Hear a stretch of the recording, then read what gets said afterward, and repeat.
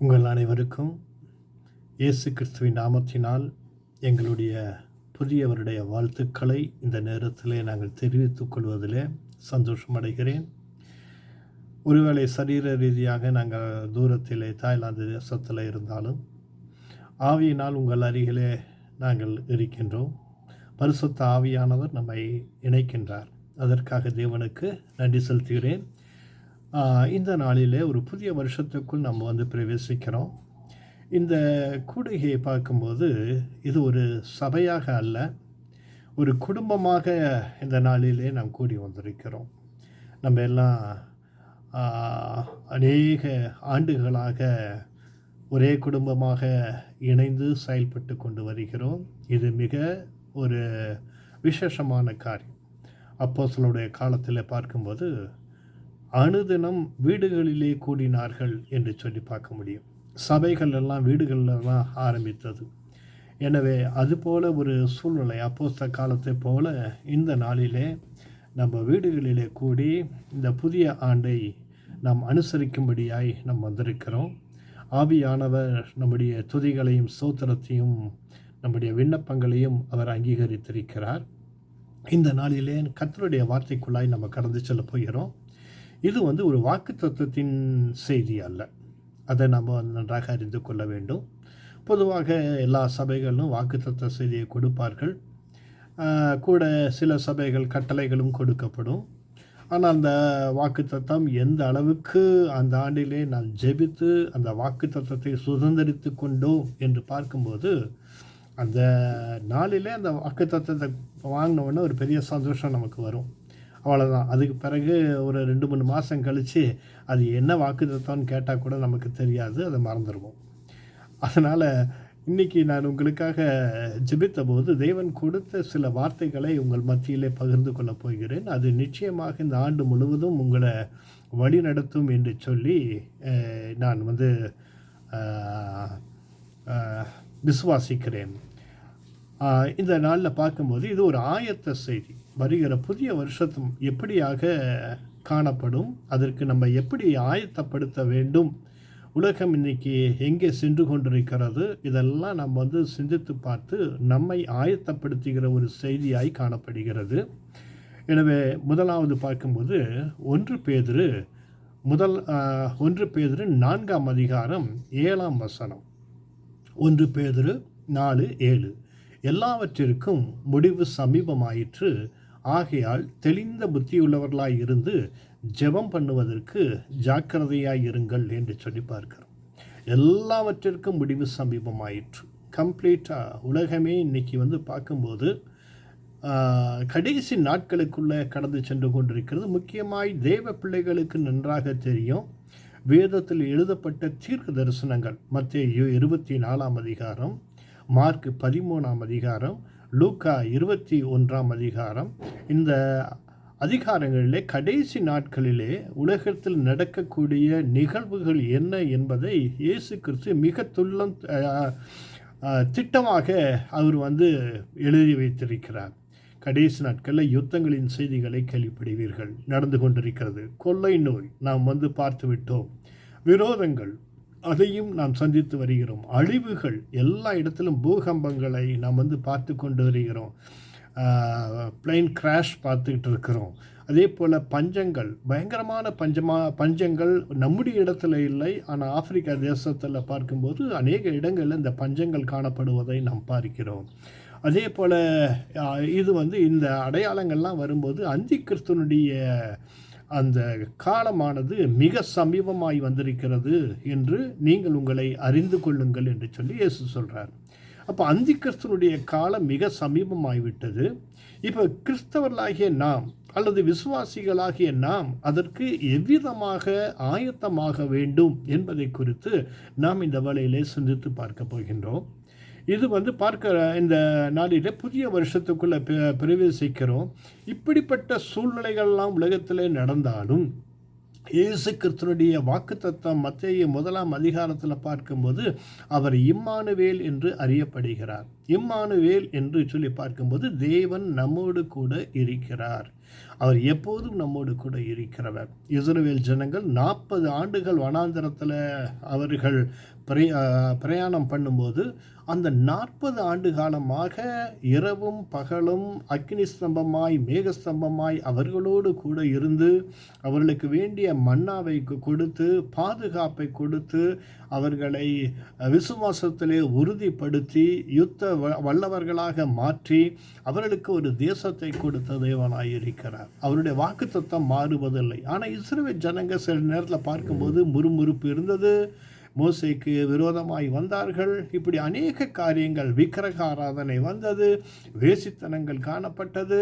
ஆனாலும் ஆண்டவர் தன்னுடைய வாக்குத்தத்தத்தில் உண்மையுள்ளவராக இருந்தார். அதே போல தான் இந்த கடைசி நாட்களிலும் உலகத்தில் நடக்கக்கூடிய ஈவெண்ட்டுகள் எல்லாம் மிக வித்தியாசமாக அல்லது உலகமே ஒரு அழிவின் பாதையிலே சென்று கொண்டு இருக்கும்போது அவர் தன்னுடைய பிள்ளைகளுக்கு இம்மானுவேல் என்ற நாமத்தினாலே அறியப்படக்கூடியவராய் இருக்கிறார்.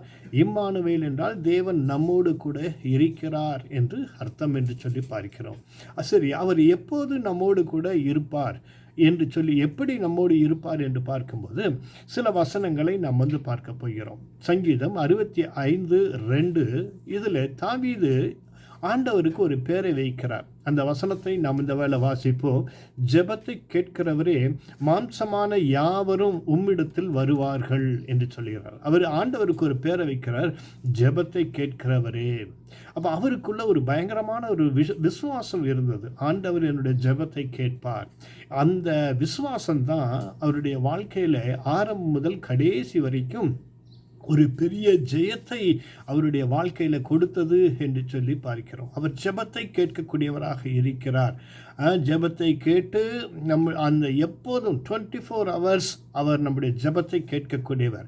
ஆனால் நாம் அவருடைய சமூகத்தில் காத்திருந்து எப்படியாக நம்முடைய ஜெபத்தை செய்கிறோம் அல்லது இந்த கடைசி நாட்களில் நமக்கு உதவியாக இருக்கக்கூடிய ஒரு பெரிய ஆயுதம் என்னவென்று சொல்லி பார்க்கும்போது நம்முடைய ஜெபமாய் இருக்கிறது. நம்முடைய ஜெப வாழ்க்கை, நம்முடைய குடும்ப ஜெபம், நம்முடைய தனிப்பட்ட ஜெபம் என்பது ஒரு தேவன் நமக்கு கொடுத்த மிகப்பெரிய ஒரு ஆயுதமாய் இருக்கிறது.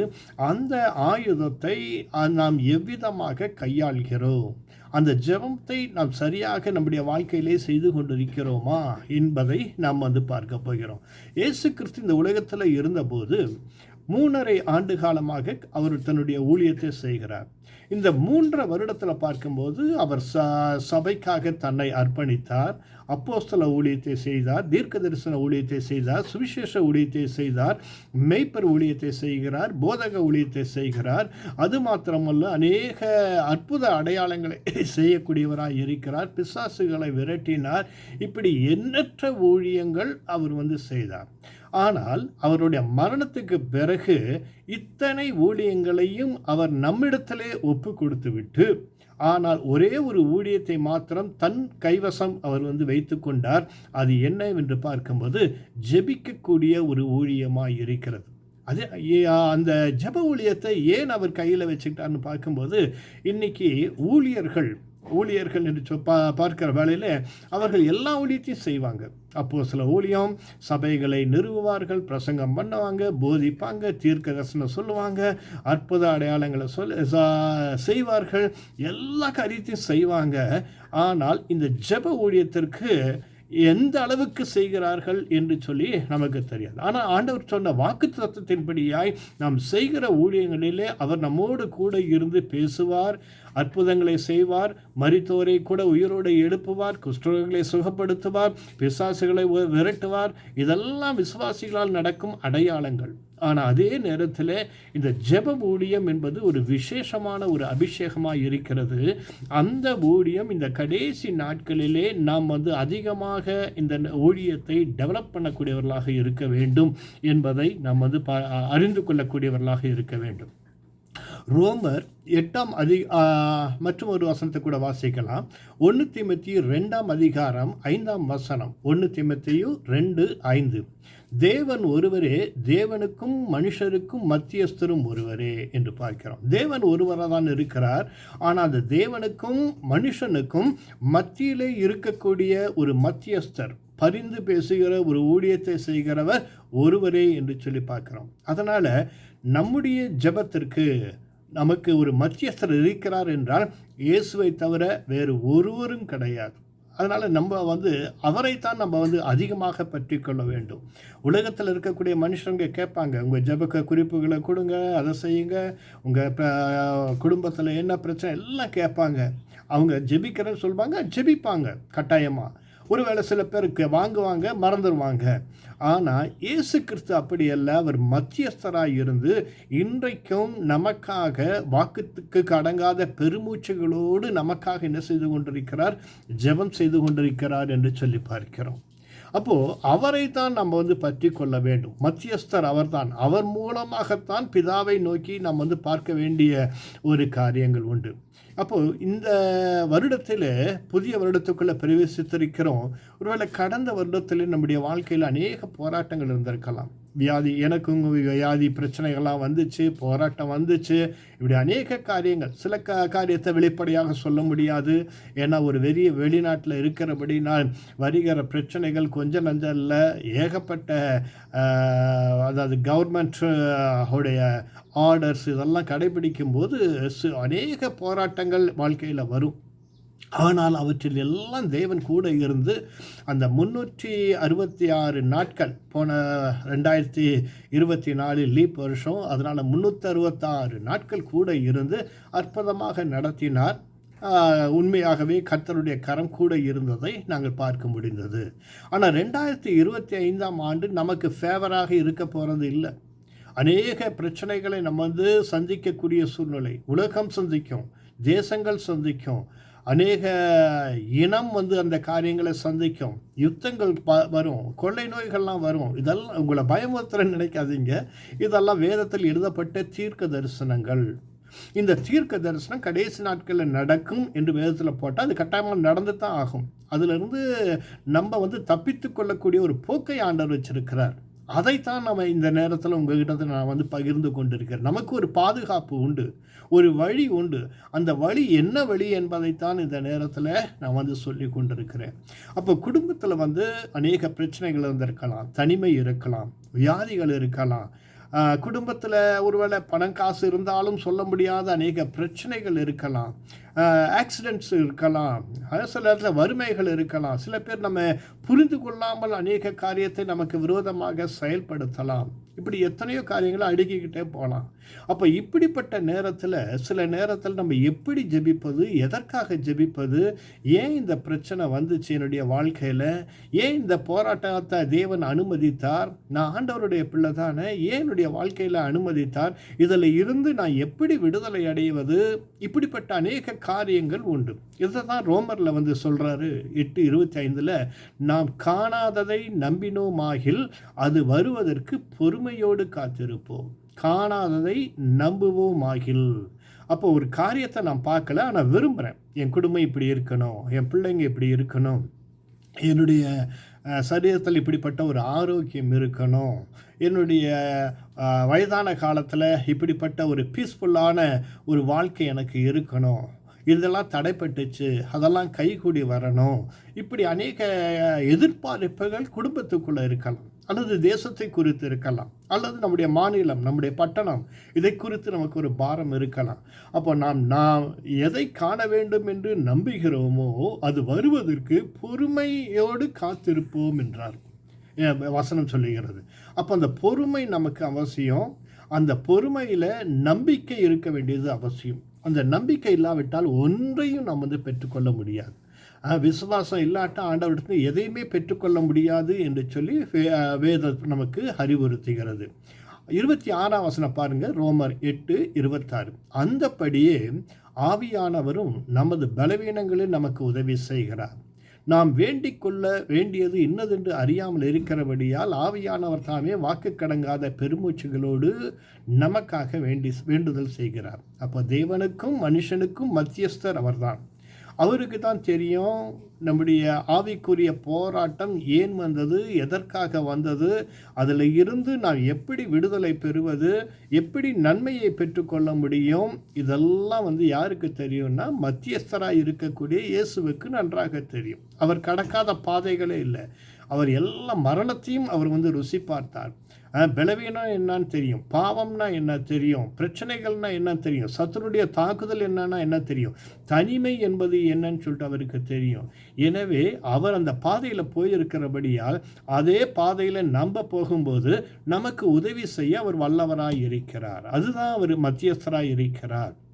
அப்போது சில நேரத்தில் நம்முடைய சிந்தனைகளில் அநேக காரியங்கள் வருகிறது. நம்ம மைண்டில் என்னத்தை ஏற்றிக்கிறோமோ அதை வச்சு தான் நம்ம வந்து ஜெபிக்கிறோம். முக்கியமாக சரீர உறுப்புகளில் நம்முடைய கண்கள், காது, இது ரெண்டும் வந்து மிக முக்கியமான ஒரு பங்கை வகிக்கக்கூடியதாக இருக்கிறது. கண் வழியாக தான் உலகம் நமக்குள்ளே போகுது, நம்ம பார்க்கக்கூடிய காரியங்கள் உள்ளே போகுது. காதுகள் மூலமாகத்தான் நம்ம எதை கேட்கிறோமோ அது நம்முடைய சிந்தனைகளுக்குள்ளே போகிறது. நம்முடைய சிந்தனையில் அது போன உடனே அங்கே வந்து சிந்திக்கிறோம்.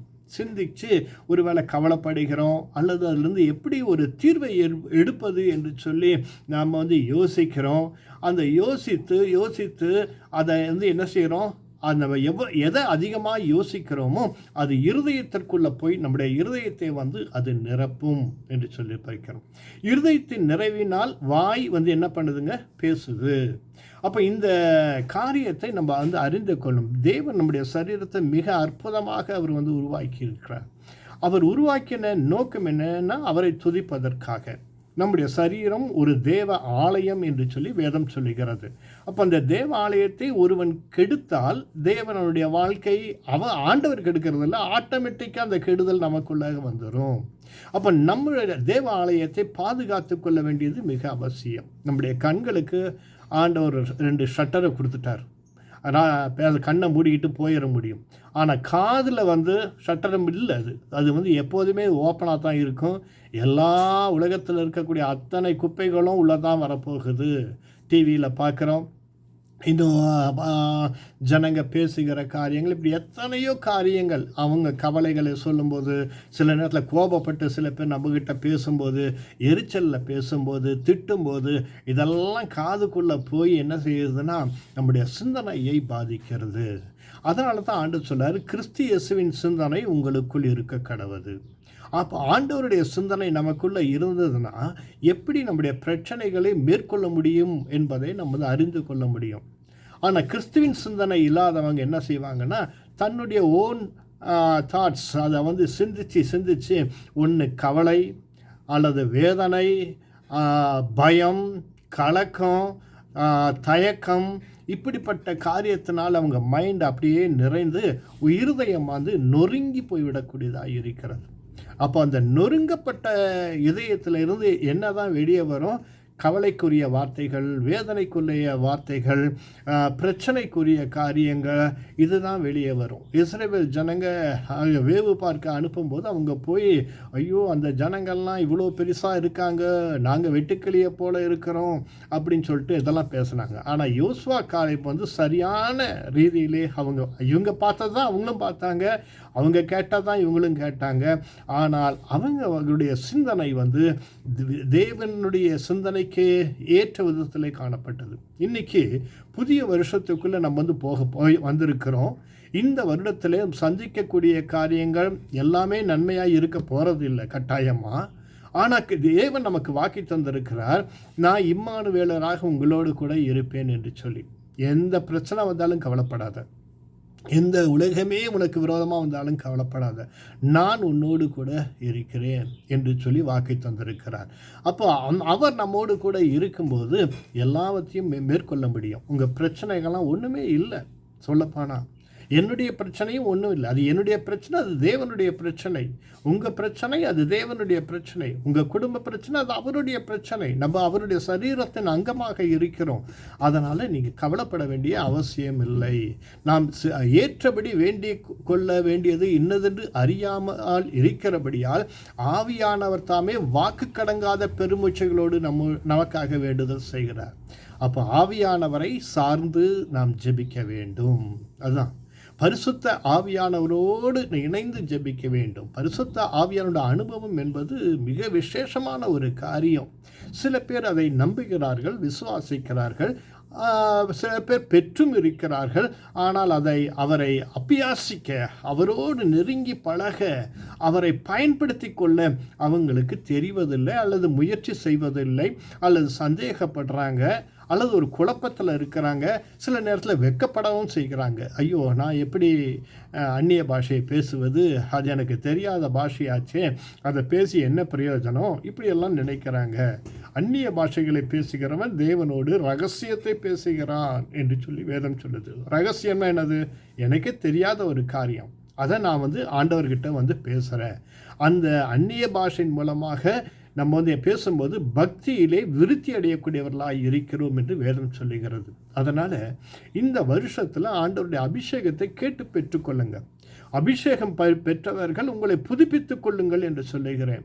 பரிசுத்த ஆவியானவருடைய அபிஷேகம், அவருடைய ஆலோசனை, அவருடைய பாதுகாப்பு, அவருடைய அந்த டெய்லி மன்னா, இதெல்லாம் இல்லாமல் ஒரு சக்ஸஸ்ஃபுல் வாழ்க்கையை நிச்சயமாய் நம்ம வாழ முடியாது.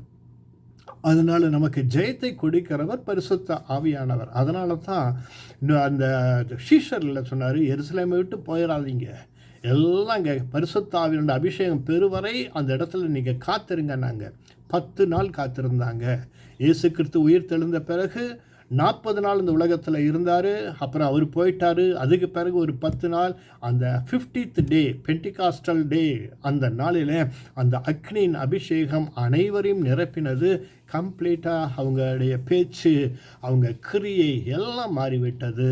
அதுபோல் உங்கள் வாழ்க்கை மாறணும்னா, உங்களுடைய சூழ்நிலைகள் மாறணும்னா, உங்கள் குடும்ப பிள்ளைகளுடைய வாழ்க்கை மாற வேண்டும் என்றால், உங்களுடைய ஊழிய காரியங்கள், சகல காரியங்கள் A to Z எல்லாம் மாற வேண்டும் என்றால் அந்த அபிஷேகம் மிக முக்கியம் என்பதை மறந்துடாதீங்க. அடுத்த 27ஆம் வசனம் பாருங்க. ரோமர் 8:27. ஆவியானவர் தேவனுடைய சித்தத்தின்படியே பரிசுத்தவான்களுக்காக வேண்டுதல் செய்கிறபடியால் இருதயங்களை ஆராய்ந்து பார்க்கிறவர் ஆவியின் சிந்தை இன்னதென்று அறிவார். இந்த வசனத்தை நன்றாக நீங்கள் கவனித்து படிக்கணும். ஒருவேளை இந்த சிடி இந்த காரியத்தை நீங்கள் பார்க்கணுன்னு நினச்சிங்கன்னா யூடியூப்பில் மூலமாக இதை நீங்கள் பார்க்கலாம். மறுபடியும் ஆவியானவர் தேவனுடைய சித்தத்தின்படியே பரிசுத்தவான்களுக்காக வேண்டுதல் செய்கிறபடியாக. அப்போ பரிசுத்த ஆவியானோட வேலை என்ன? நமக்காக, நம்மோடு கூட இருப்பது எதுக்காகனா, நமக்காக வேண்டுதல் செய்வதற்காக. அதுதான் அவருடைய மெயின் டியூட்டியாக இருக்குது. அடுத்தது என்ன செய்கிற? இருதயங்களை ஆராய்ந்து பார்க்கிறவர். நம்முடைய இருதயத்தில் என்ன இருக்குது? உலக பிரகாரமான கவலை, வேதனை, உலக ஆசாபாசங்கள், அதை செய்யணும், இதை செய்யணும், உலகத்தில் ஒரு பேரும் புகழும் வாழ்ந்துடணும், எப்படியாவது ஒரு பெரிய ஆளாக வந்துடணும், இப்படிப்பட்ட எண்ணம் இருக்கா? அல்லது ஆவிக்குரிய சிந்தனை, நான் தேவனுக்காக வாழணும், பரிசுத்தமாய் வாழணும், ஆண்டவருக்கு சாட்சியாய் வாழணும், என்னையும் என் குடும்பத்தையும் நான் ப்ரிப்பேர் பண்ண வேண்டும், இப்படிப்பட்ட ஆவிக்குரிய சிந்தனை என்னுடைய உள்ளத்தில் இருக்கா? இதை அவர் ஆராய்ந்து பார்க்கிறவர். ஒருவேளை உலக பிரகாரமான சிந்தனை இருக்கும்போது அந்த ஆவியானவரை நிறைத்து, ஆவியானவர் அபிஷேகத்தோடு அந்நிய பாஷைகளை பேசும்போது நம்ம சிந்தனையில் இல்லாவிட்டாலும் அவர் கருத்தாய் நமக்காக, அவருடைய திட்டத்தின்படியாக, பிதாவுக்கு ஏற்ற விதத்திலே அவர் நமக்கு தெரியாமையே நம்ம ஜெபிக்கக்கூடியவர்களாக இருப்போம். அதனால் இந்த நாளிலே விசேஷமாக இந்த காரியங்களை நீங்கள் அபிஷேகத்தை பெற்றுக்கொள்ளுங்க. உங்கள் கண்ணு காது அது கரெக்டாக இருக்கணும். உலகத்தில் புயல் வரும், பிரச்சனைகள் வரும், அப்பமே இல்லாத, ஆகாரமே இல்லாத சூழ்நிலை வந்தது, லாசரு மரித்து விட்டான். இதெல்லாம் பார்க்கும்போது ஜனங்கள்லாம் கலங்கினாங்க. இயேசு கிறிஸ்து கொஞ்சம் கூட கலங்கலை. ஏனென்றால் அவர் ஆவியானவரோடு இணைந்திருந்தார், பிதாவினுடைய சித்தத்தை அறிந்திருந்தார். அதே போல தான் இன்றைக்கி நம்ம உலகத்தில் இருக்கக்கூடிய காரியங்கள்லாம் கண்ணுக்குள் மூலமாக, காது மூலமாக உள்ளே போக அனுமதிக்காதீங்க. உங்கள் சிந்தனைக்குள்ளே அனுமதிக்காதீங்க. வேண்டாத சிந்தனைகளை இயேசுவின் நாமத்தினால் அகற்றுங்க. அல்லது இயேசுவின் ரத்தத்தை ஒரு டஸ்டரை யூஸ் பண்ணுறது போல் எடுத்து அப்படியே, ஆண்டவரே, என்னுடைய சிந்தனையில் இருக்கக்கூடிய வேண்டாத காரியங்கள், மனுஷிக காரியங்களை இன்றைக்கி நான் கம்ப்ளீட்டாக நான் வாஷ் அவுட் பண்ணுறேன் ஆண்டவரே, அதை க்ளீன் பண்ணுறேன் உங்கள் ரத்தத்தினால. இனிமேல் வேண்டாத சிந்தனைகள் எனக்குள்ளே வரக்கூடாது, அவிசுவாசங்கள் வரக்கூடாது. எங்கள் எதிர்காலத்தை குறித்து, எங்கள் வயதை குறித்து, சரீரத்தில் இருக்கக்கூடிய பலவீனங்களை குறித்து, எங்கள் பிள்ளைகளை குறித்து, எந்த காரியத்தை குறித்து நான் இனிமேல் அவிசுவாசமாக சிந்திக்க மாட்டேன். உங்கள் ரத்தத்தினாலே என் சிந்தனையை சுத்திகரிக்கிறேன் என்று சொல்லி இந்த வேளையில் உங்களை நீங்கள் சுத்திகரித்து கொள்ளுங்கள். கர்த்தர் நிச்சயமாக உங்களோடு இருந்து அவர் மிகப்பெரிய ஒரு காரியத்தை செய்யவராய் இருக்கிறார், நம்மை ஆயத்தப்படுத்தி கொண்டிருக்கிறார். அடுத்தது 28ஆம் வசனம் பாருங்க.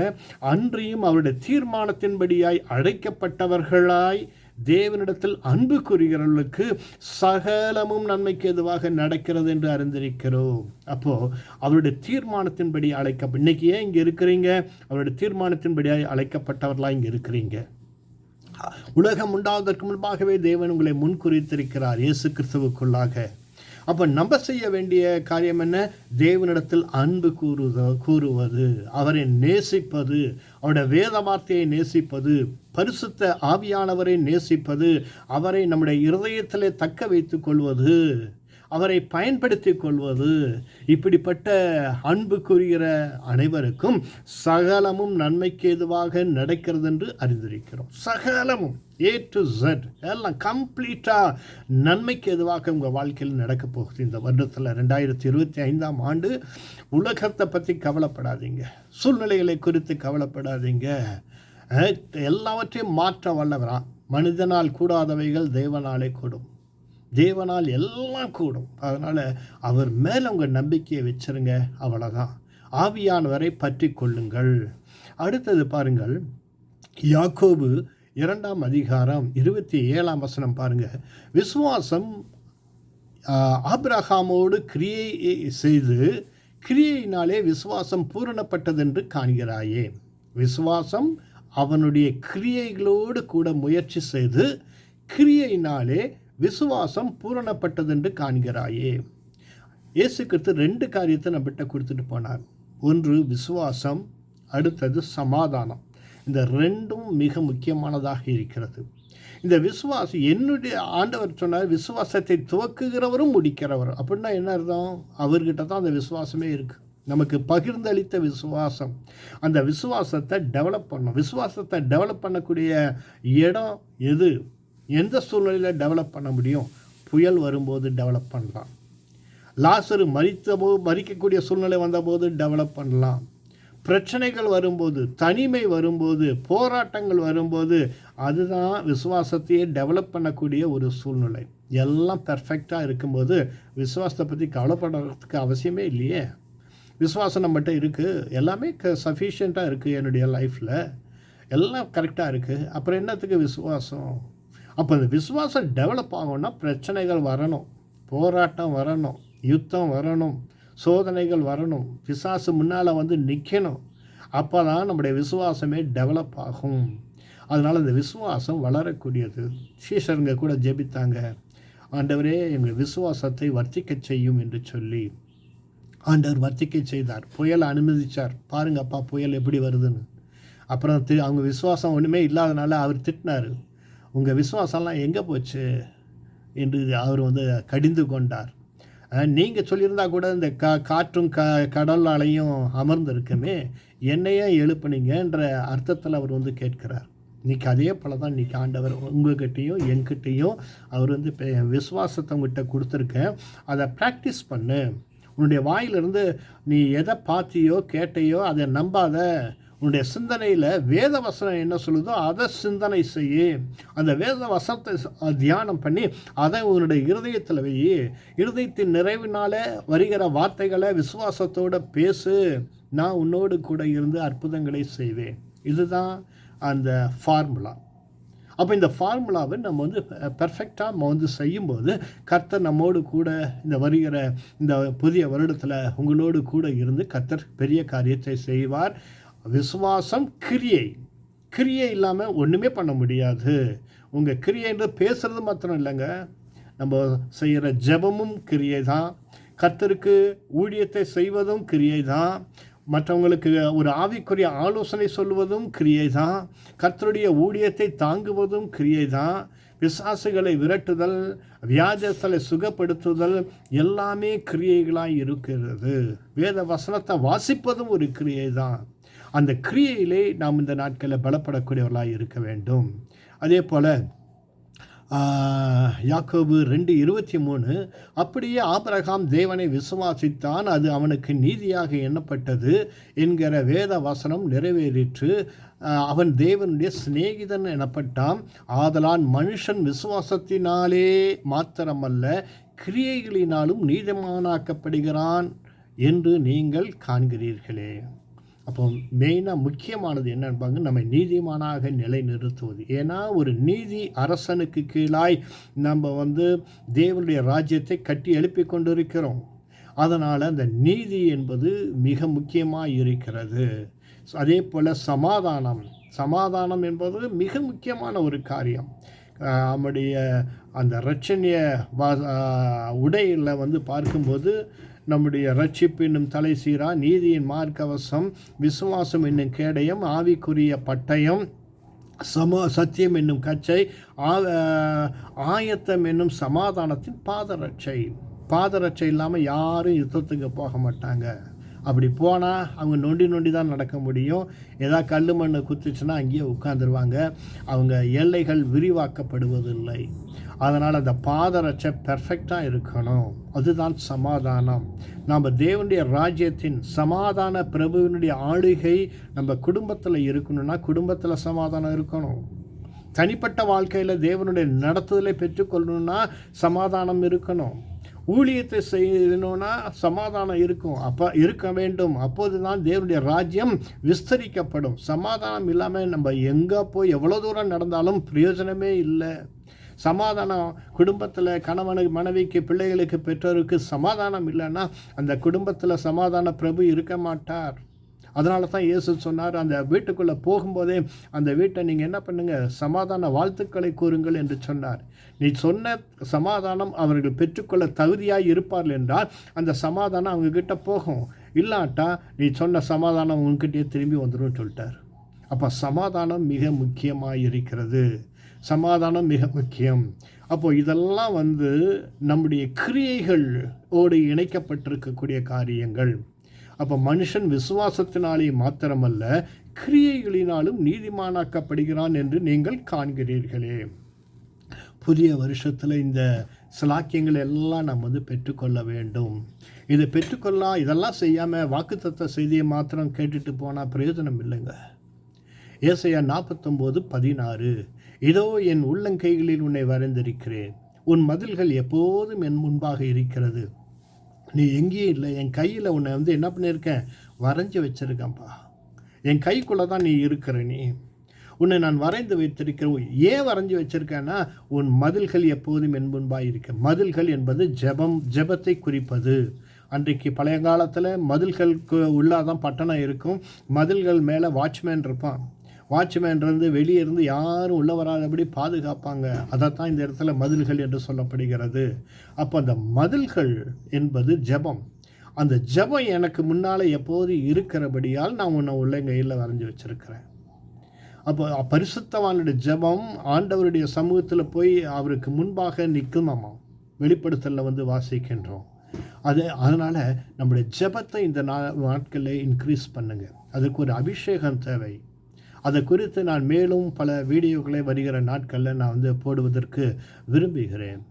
சங்கீதம் 2:8 ஆண்டவர் வாக்குத்தத்தத்தை கொடுக்கிறாரு, என்னை கேளும், அப்போது ஜாதிகளை உனக்கு சுதந்திரமாகவும் பூமியின் எல்லைகளை உனக்கு சொந்தமாகவும் கொடுப்பேன். நீ கேட்டால் போதாப்பா, நான் என்ன செய்வேன், ஜாதிகளை உனக்கு சுதந்திரமாகி கொடுப்பேன், பூமியின் எல்லைகளை அதெல்லாம் உனக்கு நான் கொடுப்பேன்னு சொல்கிறார் ஆண்டவர். அதனால் இந்த வசனங்களை நாம் உறுதியாய் பற்றி கொள்ள வேண்டும். நம்ம நீதிமானாக்கப்படுவது மிக அவசியம். நீதிமானாய் இருந்து ஆண்டவருடைய ராஜ்யத்திற்கு கடந்து செல்ல வேண்டும். ஆச்சு வெகு சீக்கிரத்தில் ஆண்டவருடைய வருகை இருக்க போகிறது. ஒருவேளை இந்த ஆண்டு கூட இருக்கலாம், யாருக்கு தெரியும். ஏன்னா சொல்லப்பட்ட தீர்க்க தரிசனங்கள் எல்லாம் நிறைவேறி கொண்டே வருகிறது. இன்றைக்கி நம்முடைய பிள்ளைகள் அநேக தேசத்தில் சிதறி இருக்கிறாங்கன்னா ஆண்டவர் கொண்டு போய் இருக்கிறார் அந்தந்த இடத்துல. அங்கங்கே அவங்க சாட்சியாக இருக்கணும். அதற்காக நாம் பாரத்தோடு ஜெபிக்கணும். அவங்க வருமானத்தை ஈட்டலாம், அதெல்லாம் பிரச்சனை இல்லை, அதெல்லாம் செகண்டரி. ஆனால் முதலாவது அவங்க ஒரு சாட்சியாய் வெளிச்சமாக இருக்கணும். நல்ல ஒரு ஆவிக்குரிய அனுபவம் அவங்க மேலே இருக்கணும். பரிசுத்த ஆவியானவர் அவங்க மேலே ரெஸ்ட் ஆக வேண்டும். அவங்கள யூஸ் பண்ண வேண்டும். அவங்கள பயன்படுத்த வேண்டும். அதற்காகத்தான் நம்முடைய பெற்றோர்களாகிய நாம் அதற்காக நாம் ஜெபிக்க வேண்டும். கர்த்தர் நிச்சயமாகவே நம்முடைய குடும்பங்களை எல்லாம் ஆசீர்வதிச்சிருக்கிறார். ஆனால் வெகு சீக்கிரத்தில் ஆண்டோடைய வருகை இருக்குது. ஆண்டவர் வருகை இருக்கும்போது யார் யார் எங்கே இருக்கிறோம் நமக்கே தெரியாது. ஆனால் எல்லாம் போகிற இடம் ஒரே இடமாக இருக்கிறது. ஒரு நல்ல பாடல் எனக்கு ஒன்று நினைவு வருகிறது. நீ அங்கிருப்பாயோ, நீ அங்கிருப்பாயோ, நீ அங்கிருப்பாயோ சொல் மனமே. அங்கேனா எங்கே? பரலோகத்தில் இருப்பாயா? ஆண்டோட வருகை வரும்போது பேதுரு, பவுல், யோவான் அங்கே இருப்பார்கள்.